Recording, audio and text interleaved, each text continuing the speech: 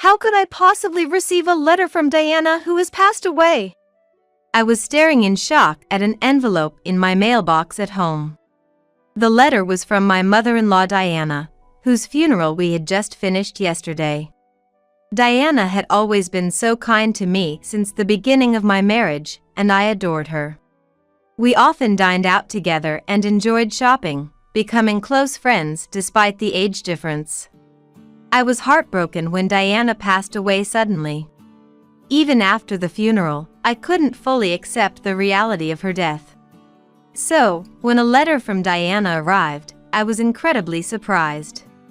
Rushing to read it, I found something totally unexpected. Firstly, the reason this letter came to me seems to be that Diana had asked the church's pastor to deliver this letter to me after her passing. It instructed me to open the closet in Diana's room at my in-laws' house, revealing a secret door. The letter detailed how to open this secret door. And at the end, it instructed me to open it alone. Checking the time, I knew that Jimmy, Diana's brother-in-law who lived with her, his wife, and their kids would all be out at school or work. I headed straight to my in-laws' house, used my key to get inside, and followed Diana's instructions to open the secret door in her closet by myself. Thank goodness, it opened. Relieved that it opened successfully, I checked what was inside. What is this? My name is Olivia. I'm a 35-year-old web designer working remotely. 5 years ago, I married Fred, who is 4 years older than me, introduced by a friend, and we still have a great relationship. However, we don't have any children yet. Both of us love kids and wanted to have them as soon as we got married, but unfortunately, we haven't been able to conceive. There was a time when I was deeply troubled and depressed about not being able to have children, but there was someone who always treated me kindly. That was my mother-in-law, Diana. Olivia, don't overthink it. There's no need to rush. How about we go to the new waffle shop by the station to change your mood? Diana always encouraged me and spoke kindly to me. She was bright, kind, and empathetic. I loved her for that. Diana saved me many times, and gradually, I worried less about not having children. My desire for children hasn't changed, but we've decided not to undergo serious fertility treatments and let nature take its course. My husband, Fred, often travels for work, so when Fred is away, Diana and I would go out for meals or shopping, just like friends despite our age difference. Diana lived close to where Fred and I lived, in the same house as my brother-in-law, Jimmy, and his family, who have 3 children. Though Diana seemed to get along well with Jimmy's family, Jimmy and his wife often hurled insults at us for not having children. Olivia, still no kids? We have 3 adorable ones, you know. It's like you're dishonoring your parents by not having any. Just cut ties with Diana already. Brittany, Jimmy's wife, would say such things with a triumphant look, and Jimmy would join in, mocking us. Brittany's right. Well, Fred has always been a bit of a loser, and even if you had kids, they'd probably be losers too. In the beginning, Fred and I would fight back against their cruel words. But as they never seemed to listen, we gradually stopped responding. We started to avoid Jimmy and his wife as much as possible. They were awful to us, but in front of Diana, they pretended to be nice. So Diana never knew their true nature. We didn't want to worry Diana unnecessarily, so we never told her about Jimmy and his wife's behavior. One holiday, Fred, Diana, and I planned to go out to eat.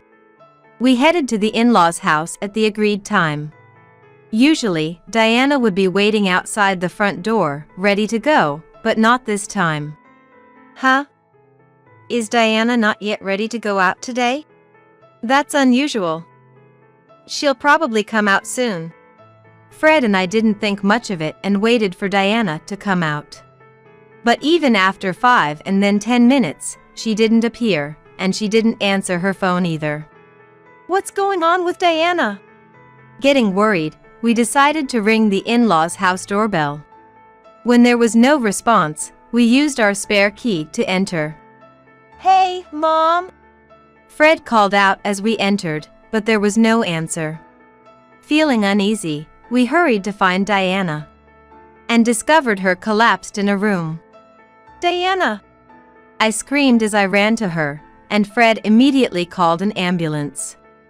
The in-laws' house was empty, as Jimmy and his family must have been out, leaving no one there but Diana. The ambulance arrived in about 8 minutes, and Diana was immediately taken to the hospital, but unfortunately, she passed away. It was a stroke. Fred and I couldn't accept the sudden departure of Diana from our lives. We both cried so much we thought we might run out of tears. However, there was much to be done, such as preparing for the funeral. We couldn't remain saddened and withdrawn forever.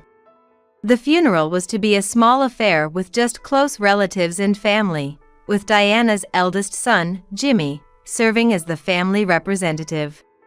For Diana's sake, Fred and I began preparations in coordination with Jimmy. Yet, even as we contacted relatives and met with the church, I sensed an air of reluctance from Jimmy. He didn't seem to mourn Diana's death, but at the funeral, he fulfilled his duties as a family representative, at least minimally. However, after a brief chat with the relatives, I immediately called for Fred. Since I left the gathering so abruptly, the relatives looked at Jimmy with displeasure. Furthermore, at the meal with relatives after the funeral, Jimmy was the first to take his seat and showed no intention of standing up again. Even if Fred made greetings, he just drank beer. Brittany, too, was just drinking beer beside him. So Fred and I hurriedly went around to the relatives, thanking them for coming and sharing memories of Diana. Perhaps influenced by their parents' behavior, Jimmy and Brittany's 3 children were engrossed in their handheld gaming devices, laughing loudly and playing with each other, an inappropriate behavior for a post-funeral gathering. None of Jimmy's family seemed to mourn Diana's death. The relatives must have sensed their attitude as they avoided speaking with Jimmy and his wife, choosing instead to share their farewells and memories with Fred and me. Even as the relatives' attitudes changed overtly, there was no change in Jimmy's family's behavior. They kept ordering beer after beer, talking about the inheritance and plans for vacationing during their break. It was disrespectful, considering how much Diana had done for them during her life. I couldn't help but look at Jimmy's family with disdain. The next day, Fred left early to take care of various formalities. Alone at home, I went to check the mailbox for the newspaper and noticed an envelope inside. Who could it be from? I picked up the letter to check, and to my surprise, it was addressed to me and the sender was none other than Diana. How could there be a letter from Diana? Surprised, I went back into the living room to open the letter. The letter contained something entirely unexpected. It appeared that Diana had arranged with the church's pastor to send this letter to me after her passing. The letter included instructions to open the closet in Diana's room at the in-laws' house, how to find and open a hidden door within the closet, and the contact information of a lawyer Diana had dealings with. The final instruction was to ensure I opened the closet alone. I read Diana's letter over and over. Though Diana was slender, her handwriting was large and forceful. Indeed, the powerful signature that seemed to embody Diana's very essence made me take a deep, refreshing breath. Deeply moved, I looked at the clock. 9 a.m. The in-laws' house should be empty now. I murmured to myself, quickly got ready, and headed to the in-laws' house. The children should be at school by now, and Jimmy and his spouse likely left early this morning. I saw on Brittany's social media this morning that she and Jimmy were going out together. Despite it being the day after Diana's funeral, they seemed to be sending the kids to school and boasting about enjoying their day off using vacation time. If that post was accurate, no one would be at the in-laws' house. I had to go now. I couldn't be sure when another chance would come. Using my key, I opened the door to the in-laws' house and entered slowly. The absence of Diana's welcoming smile made my heart ache. Holding back the pain in my chest, I went into Diana's room. Opened the closet, and then reached for the hidden door inside, just as the letter had instructed. Thank goodness, it opened. I sighed in relief upon opening it successfully, and checked what was inside. There, I found the items mentioned in the letter and an additional document. What is this? Looking at the documents, I felt Diana's love and was on the verge of tears. I wanted to stay and cry, but I knew I had to leave the in-laws' house quickly. It would be disastrous if someone were to come back and see me here. That is because Diana's letter had instructed to do this alone. With the documents in hand, I returned home and contacted the lawyer mentioned in Diana's letter to inform them of her passing.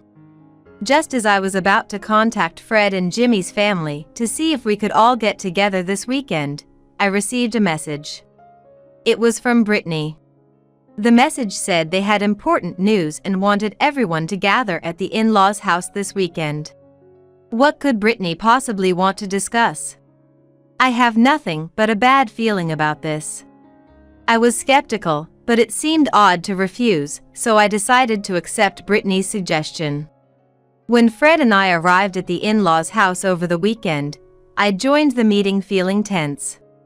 Jimmy and Brittany were smirking unpleasantly, and their 3 children were not present. Likely left with someone else.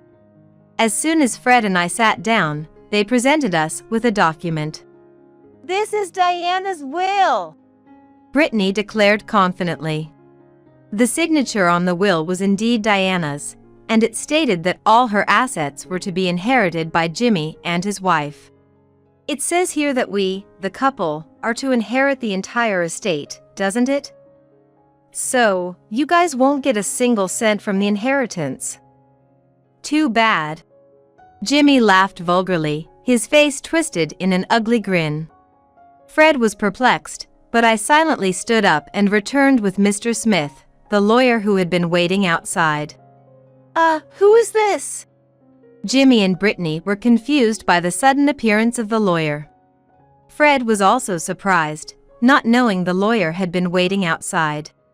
This is Mr. Smith, a lawyer who Diana had been close with for many years. I introduced him briefly, and Jimmy and Brittany's expressions turned to anger. A lawyer? Why did you bring someone like that here? It was Diana's instruction. She wanted Mr. Smith to help with the property settlement agreement to make things smoother. Jimmy shouted. We don't need a lawyer. He slammed his hand on the table and gestured to Diana's will with his chin. Mom left a will. We don't need a lawyer with this. At that, Mr. Smith calmly raised his hand. Are you certain this document was entirely written by Diana herself? In response to that question, Jimmy raised his voice. Of course it is. Mr. Smith shook his head sadly at the scene. This cannot be recognized as a valid will. A holographic will must be entirely handwritten by the person themselves. Mr. Smith pointed out that the word will at the beginning and Diana's signature at the end were indeed handwritten. However, the rest of the document looked like it had been printed from a computer. The once noisy living room fell silent. In a panic, Jimmy reached for the will and brought it closer to himself. But that changed nothing. The printed, neat text remained unchanged. The handwriting of the signature and the rest of the document differs. Could this will have been forged? At Mr. Smith's suggestion, Jimmy and Brittany visibly trembled. What are you talking about? We would never do such a thing. Why are you being so paranoid? And even if it was forged, what then? Mr. Smith responded to Brittany's words. Forging a will is a serious crime. Jimmy and Brittany's faces turned pale. They were flustered, shouting incoherences and making excuses. At this moment, Mr. Smith delivered the crucial information. Olivia has a notarial will, so this will is invalid. What? Jimmy and Brittany were astonished, their eyes wide open. What's that? We weren't informed. The letter from Diana that I had received mentioned that a notarial will was hidden behind the secret door in the closet. We didn't know either until we received a letter recently. Diana revealed the location of this will in it. The letter contained not only practical matters but also explanations about why the notarial will was made and why it was disclosed to me. Diana had been feeling her health decline recently and prepared a will, but it seemed she suspected that Jimmy and his spouse might tamper with it. I had assumed Diana was completely unaware of Jimmy and his spouse's true nature, but it appears Diana had some inkling of their greed for money. The notarial will stated that the estate was to be equally divided between Jimmy and Fred. What? How could she have prepared something like this? Jimmy and Brittany were in shock, their eyes wide with astonishment. At that moment, Jimmy seemed to have an epiphany and exclaimed loudly, "That's right! But the beneficiary of Mom's life insurance is me, isn't it? It must be set to me, the eldest son." To Jimmy, who was shouting with his eyes blazing, I announced in a cold voice, In addition to the notarial will, Diana also entrusted me with the life insurance policy. I am named as the beneficiary. Inside the hidden door of the closet, there was not only the notarial will but also the life insurance policy. Jimmy and his wife stared at the notarial will and the life insurance policy in disbelief. "I didn't hear about this.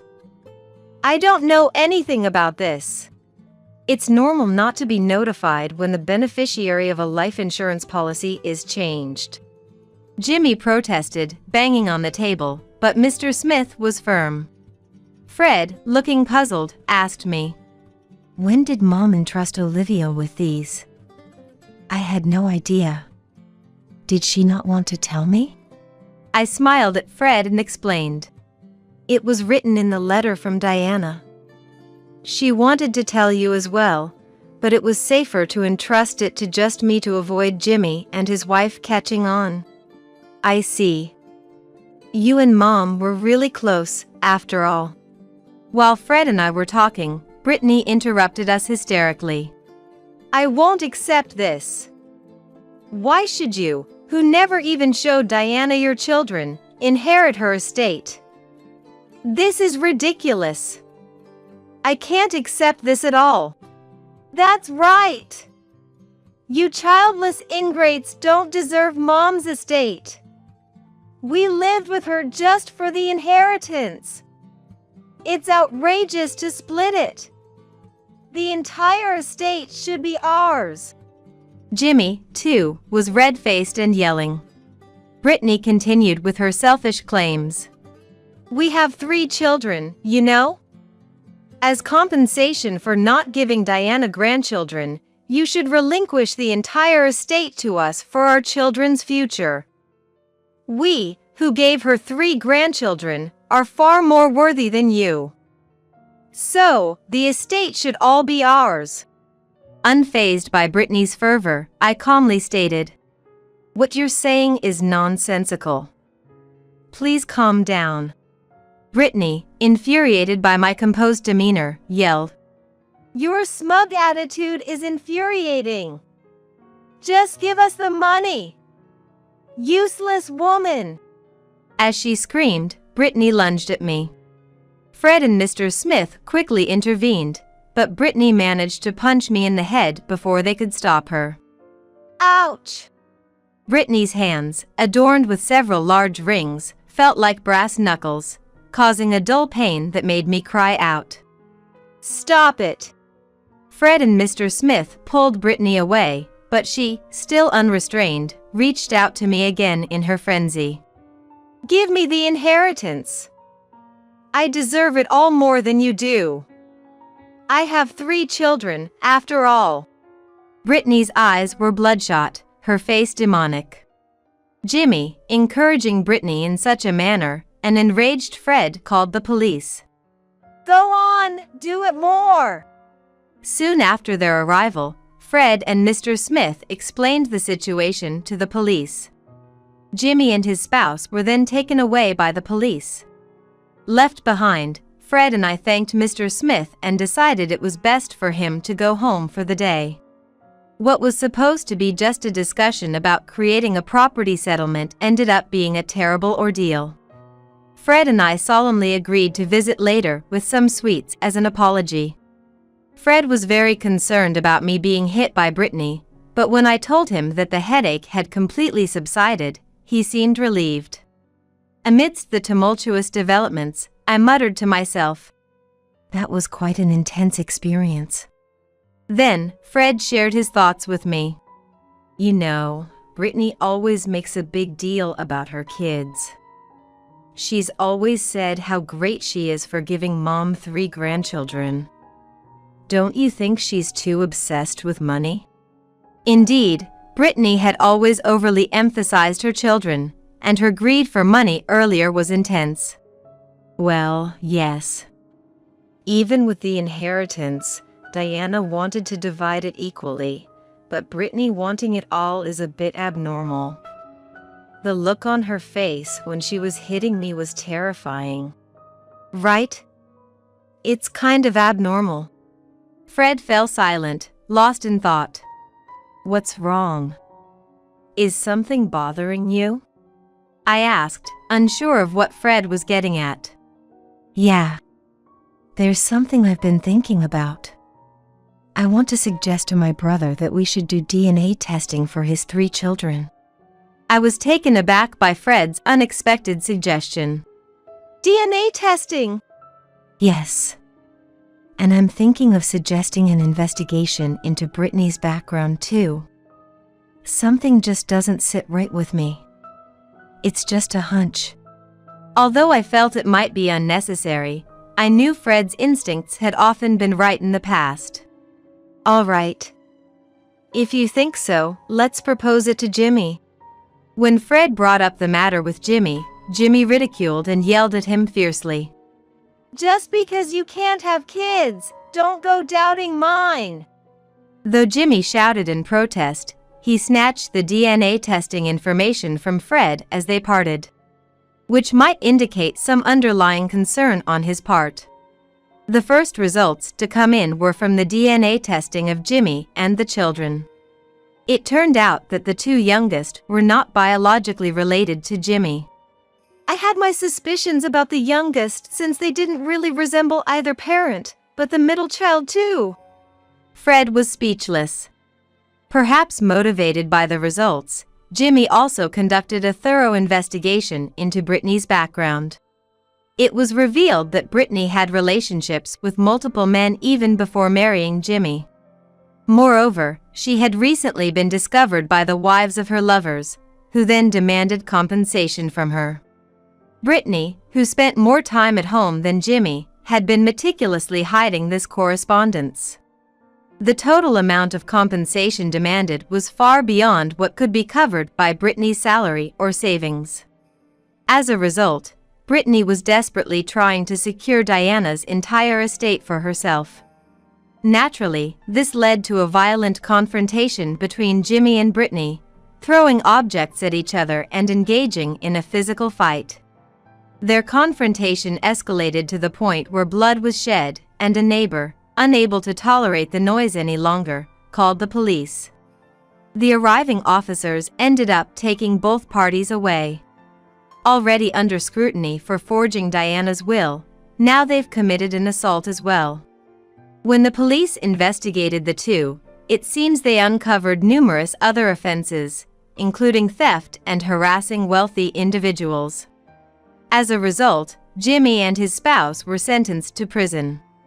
Fred and I were deeply troubled about what to do with the 3 children left behind. With Diana gone, we were their closest relatives. We considered taking them in, but ultimately decided against it. The children had fully absorbed their parents' attitudes, openly disparaging us as incapable and childless. The eldest, Ricky, 14, was certainly old enough to understand right from wrong, and even the youngest, at 7, should have some sense of appropriate behavior. Yet, each time they saw us, all three sneered and hurled insults. Even with their parents' arrest and being at the heart of the turmoil, their attitudes remained unchanged. We'd be doing you childless losers a favor by letting you raise us. We never expected such words from a 14-year-old. Faced with such hostility, we felt neither love for the children nor the belief that we could raise them to be decent individuals.